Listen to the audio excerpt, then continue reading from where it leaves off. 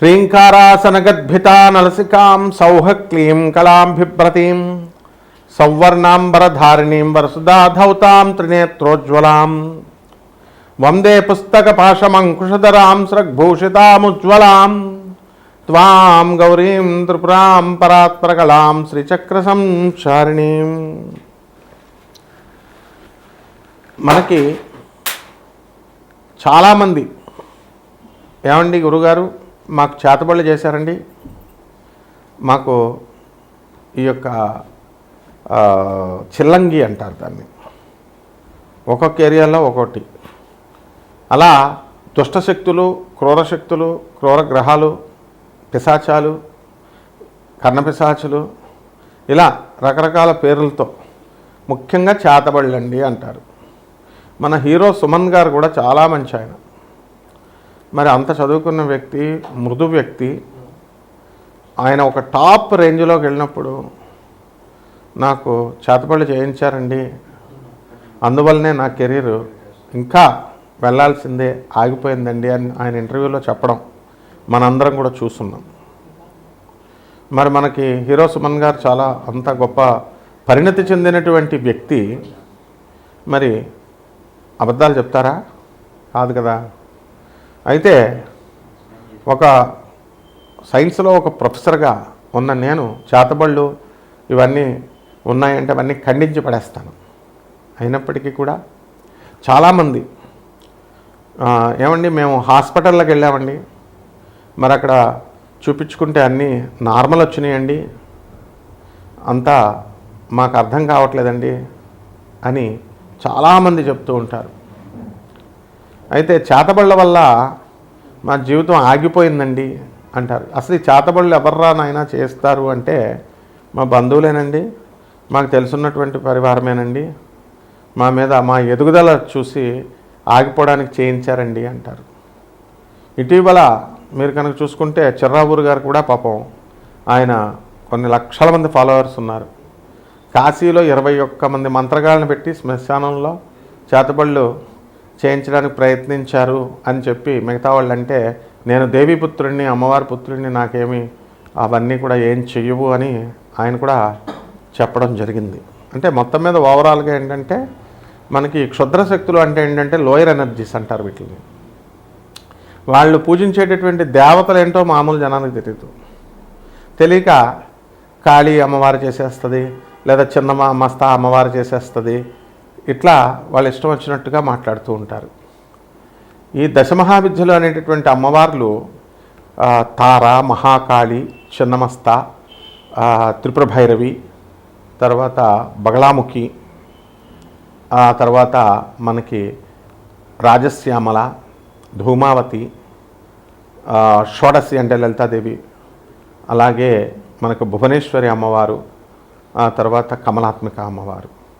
వీటిల్లో ఇవి కాకుండా ఇంకో 2 దేవతలు ప్రత్యంగిర, వారాహి. ఇవి ఈ మధ్యకాలంలో ఒక 20 సంవత్సరాల నుంచి జనమందరికీ కూడా పబ్లిసిటీ అయినాయి. తెలియక అపోహతో వీళ్ళంతా కూడా చిన్నమస్తా చేసేస్తుందండి, బగలాముఖి ఇచ్చేసేస్తుంది. మహాకాళిని మా చిన్నప్పటి నుంచి అనేవారు. మహాకాళిని అడిగితే చేతబళ్ళు కూడా చేసేస్తారండి, ప్రత్యంగిర అయితే రివర్స్ చేసేస్తుందండి. ఇట్లా అనవసరమైనటువంటి అపోహలన్నీ కూడా దశమహావిద్యల్ని, ఈ యొక్క సప్తమాతృకల్ని అనడం జరిగింది. వారాహి, ప్రత్యంగిర అమ్మవార్లు వాళ్ళు అలా ఎన్నటికీ చేరు. ఆ అమ్మవార్లంతా కూడా గౌరీదేహ సముద్భవాం అన్నాం, అంటే గౌరీదేవి నుంచి పుట్టేది. కాబట్టి వాళ్ళంతా కూడా సాక్షాత్తు పార్వతీదేవి ఆదిపరాశక్తి శివుడి యొక్క భార్య అయినటువంటి ఆ యొక్క గౌరీదేవి నుంచి పుట్టినాయి. కాబట్టి కనీసము గౌరీదేవి కూడా చాలామంది తెలియక ఏమండి ఈ అమ్మవారికి మేకలను కొయ్యాలండి, కోళ్ళను కొయ్యాలండి అని ఇలా మాట్లాడుతూ ఉంటారు. ఇవంతా కూడా సకారాత్మక శక్తి, సర్వమంగళాలని ప్రసాదించేటటువంటి జగజ్జననేటటువంటి పార్వతీదేవి ఎన్నడూ కూడా ఈ మాంసాలని, మధుమాంసాలని ముట్టుకోదు. అలాగే దశమహావిద్యలు కూడా అవి ముట్టుకోవు. కానీ తెలియక వీళ్ళంతా కూడా వామాచార పద్ధతి, కౌలాచార పద్ధతి అని చెప్తూ మటన్ పెట్టాలా, చికెన్ పెట్టాలా, మందు బాటలు పెట్టాలా, పంచమకారాలు అంటూ పిచ్చి పిచ్చివన్నీ కూడా చెప్పుకుంటూ వచ్చారు. అటువంటి చెప్పినటువంటి వాళ్ళంతా కూడా డౌన్ఫాల్ని మనం క్లియర్గా చూసాం మన కళ్ళ ముందే. ఈ 2-3 సంవత్సరాలను ఆ దేవాలయాల నుంచి వాళ్ళని గెంటివేయడం కూడా పూజారులు అంత అవమానం కూడా వాళ్ళకి జరిగిందనమాట. ఇవన్నీ అవసరం లేదు వాళ్ళకి. మరి ఎవర్రా ఈ క్షుద్రశక్తులు అంటే లోయర్ ఎనర్జీస్. మరి నేను చెప్పినటువంటి దశమహావిద్యలు, ఈ ప్రత్యంగిర వరాహి అమ్మవార్లు వీళ్ళంతా కూడా హైయర్ ఎనర్జీస్ అన్నమాట. సో మనకి మానవుడి ఎనర్జీ కంటే కూడా దిగువన ఉన్నటువంటి ఎనర్జీస్ని లోయర్ ఎనర్జీస్ అంటారు. మనం మీడియం ఎనర్జీ మనం. సో మనము ఎప్పుడైతే ఈ కర్ణపిశాచి అనేటటువంటి యక్షిణి ఆ అమ్మవారిని చాలామంది పూజ చేస్తారు, దానికి అసలు వాటి విధి విధానాలే తెలియదు ఎవరికి కూడా. వీళ్ళు ఏం చెప్తారంటే మూత్రం తాగాల, వాళ్ళ మూత్రాన్ని తినాలా, పిచ్చి పిచ్చివన్నీ చెప్తారు. అలాగే కొంతమంది ఈ క్షుద్రశక్తులకి రక్తం అన్నాన్ని అడుగుద్ది, అమావాస్య రోజున అడుగుద్ది, అది అడిగినప్పుడు మీరు తెచ్చి పెట్టాలా, ఇలాంటి నాన్సెన్స్ అంతా చెప్తూ ఉంటారు. మనకి చాలామంది ఈ యొక్క క్షుద్రశక్తి ఆరాధకుల్ని, అంటే అవన్నీ మినిమం మ్యాజిక్స్ అనమాట. ఇలా గాలిలో శివలింగాలు తీయడం, నోట్లో నుంచి శివలింగాలు తీయడం, విభూతి సృష్టించడం, అలాగే ఇలా లడ్డూలను సృష్టించడం, ఇవన్నీ కూడా మామూలు జన విజ్ఞాన వేదిక వాళ్ళందరూ కూడా వాళ్ళు చేస్తూ ఉండేవారు. వీళ్ళు కూడా ఈజీగా ట్రిక్స్తో చేసేవారు. సో మయనార్ అనేటటువంటి ఒక ఊరుంది, అది గౌహతికి 80 కిలోమీటర్ల దూరంలో అస్సాంలో ఉంది. అక్కడ గ్రామం మొత్తం అంతా కూడా కుటీర పరిశ్రమలాగా ప్రతి ఒక్కళ్ళు కూడా చేతబళ్ళు చేయడము, విడిపించడము, ఆ ఊరే అసలు చేతబళ్ళ ఊరు అంటూ చెప్పుకోవడం వస్తున్నాం. అలాగే కరోలి సర్కార్ అని చెప్పేసి చేతబళ్ళు తీసేస్తారని చెప్పేసి వీళ్ళంతా కూడా యూపీలో ఉన్నారని చెప్పి వెళ్ళడం, అలాగే వాళ్ళు కూడా చేతబళ్ళు పట్టిన వాళ్ళని జుట్లు పట్టుకొని లాగడం, ఇలా రకరకాలుగా ఎవరిష్టం వచ్చినట్టు వాళ్ళు చేస్తూ ఉంటారు. అసలు చేతబడి యొక్క లక్షణాలు ఎలా ఉంటాయంటే వాటి డెవలప్మెంట్ ఆగిపోతుంది.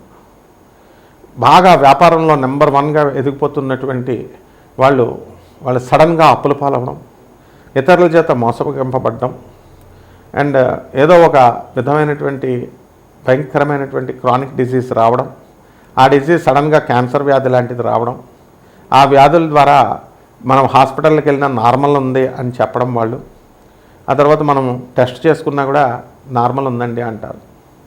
సో ఈ రకంగా అసలు చేతబళ్ళు ఉన్నాయా లేవా, ఈ చేతబళ్ళు ప్రయోగాలు ఏమిటి, ఇవన్నీ కూడా మనము క్రమేపీ మనం తెలుసుకుందాం. వాటి ప్రభావాల వల్ల రాత్రులు పిశాచాలు కనబడడం, రక్తమాంసాలు కనబడడం, సౌండ్స్ వినబడడం, హాలుసినేషన్ లాగా, ఇన్ఫాక్చుయేషన్ లాగా ఉండడం, ఇవన్నీ జరుగుతున్నాయి. వీటిని కూడా 12 రాశుల మీద ఈ యొక్క సంవత్సరంలో 2026 సంవత్సరంలో ఈ చేతబళ్ళు చేసిన వాళ్ళ చేయబడినటువంటి వాళ్ళ డెవలప్మెంట్ ఎలా ఉంటుంది, వాళ్ళ డెవలప్మెంట్ ఆగిపోతుందా, ఈ వీడియోలో మనం తెలుసుకుందాం ఒక్కొక్క రాశి వారీగా. కర్కాటక రాశి. ఈ కర్కాటక రాశి వారికి అందరికీ కూడా మనకి ఒక విచిత్రమైనది అంటే అష్టమ రాహు ఉన్నాడు ఈ సంవత్సరం అంతా కూడా, 2026 సంవత్సరం అంతా కూడా. కాబట్టి ఈ చేతబడి బాధలు ఇలాంటివి ఉన్నటువంటి వాళ్ళు వెంటనే వీళ్ళు ఇన్ఫ్లుయెన్స్లోకి వెళ్ళిపోతారు. ఎంత బాగా చదివినా సరే మేము పాస్ అవ్వడం లేదండి అంటే ఆ చేతబడుల ఎఫెక్ట్. ఆ తర్వాత మనకి ఈ యొక్క రాశివారంతా కూడా ఎంత బాగా సంపాదించినప్పటికీ కూడా డబ్బంతా ఖర్చు అయిపోతుందండి అంటారు. అండ్ ఇది కూడా చేతబడుల ఎఫెక్టే. మనకి మిథున రాశిలో ఉన్నటువంటి గురుగ్రహ ప్రభావం వలన మొత్తం కోర్టు కేసులు, తర్వాత అందరికీ కూడా సెక్యూరిటీల సంతకాలు, ఫ్రెండ్స్ అని చెప్పేసి తెలిసిన వాళ్ళు అధిక వడ్డీ వస్తుందనేటటువంటి ఉద్దేశంతోనో, లేకపోతే సహాయం చేయాలనేటటువంటి సదుద్దేశంతోనో వీళ్ళందరూ కూడా సంతకాలు ఇవన్నీ కూడా పెడతారు. మరి అటువంటి వాళ్ళందరూ కూడా మరి ఇప్పుడు కోర్టుల చుట్టూ తిరుగుతారు. పోలీస్ స్టేషన్లు, కోర్టులకి వెళ్ళేటటువంటి అవకాశాలు మనకి ఈ కర్కాటక రాశి వాళ్ళకి అందరికీ కూడా రావడం జరుగుతుంది. అలాగే విద్యార్థులు ఎగ్జామ్స్లో ఫెయిల్ అయిపోవడానికి అవకాశాలు ఉన్నాయి. ఎంత మెరిట్ స్టూడెంట్ అయినప్పటికీ కూడా టైం అంతా వేస్ట్ చేసేసి బ్యాక్లాగ్స్లో ఎక్కువ మంది పిల్లలు ఉంచేసుకోవడానికి కూడా ఈ చేతబడులు, ఈ దుష్టశక్తుల ప్రభావం. మీరు నరదృష్టి అనండి, చేతబడులు అనండి, మరొకటనండి, నెగిటివ్ ఎనర్జీ, నకారాత్మక శక్తి. అలాగే ఏమండి మేము చక్కటి కాపురం అండి, ఎవరో ఒక స్త్రీ పరిచయం ఏందండి, మా హస్బెండ్ అటువైపు ఆకర్షితుడే వెళ్ళిపోయాడండి, నా మాట వినడం లేదండి అని చాలామంది ఉన్నటువంటి వాళ్ళు ఉన్నారు. దానికి టైం పడుతుంది. ప్రతి ఒక్కళ్ళకి కూడా మా దగ్గరికి వచ్చినటువంటి వాళ్ళంతా కూడా బాగుపడే వెళ్ళారు. ఎందుకనంటే స్లోవర్ రేట్ అయినప్పటికీ కూడా మనం చూపించేది జగద్గురువుల్ని, దత్తాత్రేయ స్వామి వారిని, కృష్ణం వందే జగద్గురుం, జగద్గురువైన కృష్ణుణ్ణి, అలా ఆదిశంకరులు, వీళ్ళు తప్ప వీళ్ళు హైయర్ ఎనర్జీస్. ఈ హైయర్ ఎనర్జీస్తో మాత్రమే లోయర్ ఎనర్జీస్ అయినటువంటి ఆ క్షుద్ర శక్తుల యొక్క ప్రభావాన్ని నల్లిఫై చేసుకోగలుగుతాం. అంతేగాని రైతులు ఇప్పుడు పంట బ్రహ్మాండంగా పండించిన కమర్షియల్ క్రాప్స్ వేసినా ఎందుకు లాస్ రావాలి చెప్పండి? మీకు రైతుల పిల్లల్ని వాళ్ళు లోన్స్తోనూ వీటితోనూ ఎంతో కష్టపడి ఫారిన్కి ఇతర దేశాలకు మనం పంపించినప్పుడు చాలామంది పిల్లలు అక్కడ లివింగ్ రిలేషన్స్ అవసరం ఏముంది అసలు? వీళ్ళు వెళ్ళిన గోల్ ఏంటి అసలు? ఫారిన్ చదువుకోవడానికి. వై కోలివింగ్ ఎందుకు? వీళ్ళకి లివింగ్ ఇన్ రిలేషన్స్లో ఉండడం ఎందుకు? దాని ద్వారా బాధలు తెచ్చుకోవడం ఎందుకు? దాని ద్వారా చదువులు భంగం చేసుకోవడం ఎందుకు? అసలే అక్కడ కలివతారమైనటువంటి మన ట్రంప్ ఉన్నాడు. ఆ ట్రంప్ వల్ల మీకు అనేకమైనటువంటి ప్రభుత్వ ఆంక్షలు పెడుతూ మనల్ని రానివ్వకుండా చేస్తుంటే మళ్ళీ వీళ్ళ కోర్ కష్టాలు తెచ్చుకోవడం, లే ఆఫ్లు. అసలే ఇంకొకటి ఆర్టిఫిషియల్ ఇంటెలిజెన్స్ దూసుకొస్తుంది, దానివల్ల ఉద్యోగాలన్నీ నష్టపోతున్నాం. ఇటువంటి సమయంలో మనం తెలియకుండానే మనకి చెడ్డవాళ్ళతో స్నేహాలు, ఫోనుల్లో వాట్సాప్లో గంటల గంటల సోదులు ఇవన్నీ వేసుకొని మన జీవితాన్ని భగ్నాలు చేసుకుంటున్నాం చాలామంది. ఇవన్నీ మగాళ్ళకి ఏం పని అసలు? మీకు వేరే ఆడవాళ్ళతో మాట్లాడాల్సిన అవసరం, మీ ఫ్యామిలీ మెంబర్స్తో మాట్లాడుకోవాలా? మీరు వర్క్ చేసుకునేటటువంటి వాళ్ళు వర్క్ విషయాల్లో చేసుకోవాలి. అవన్నీ అయితే సమాజానికి మంచి పనులు చేయాలి.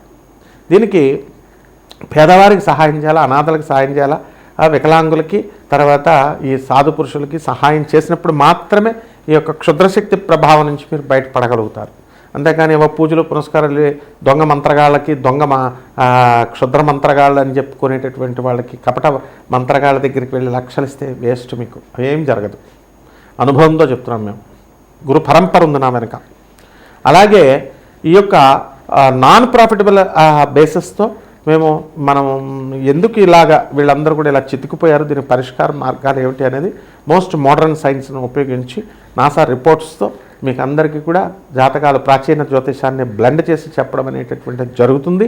కాబట్టి ₹1 ఖర్చు అవసరం లేకుండా జగద్గురువులతో మీకు కనెక్ట్ చేసి ఈ యొక్క బాధలు అనేటటువంటివి, చేతబడుల బాధల నుంచి మీరు ఎదుగుదల అనేటటువంటిది చూపించడానికి మేము ప్రయత్నిస్తున్నాం.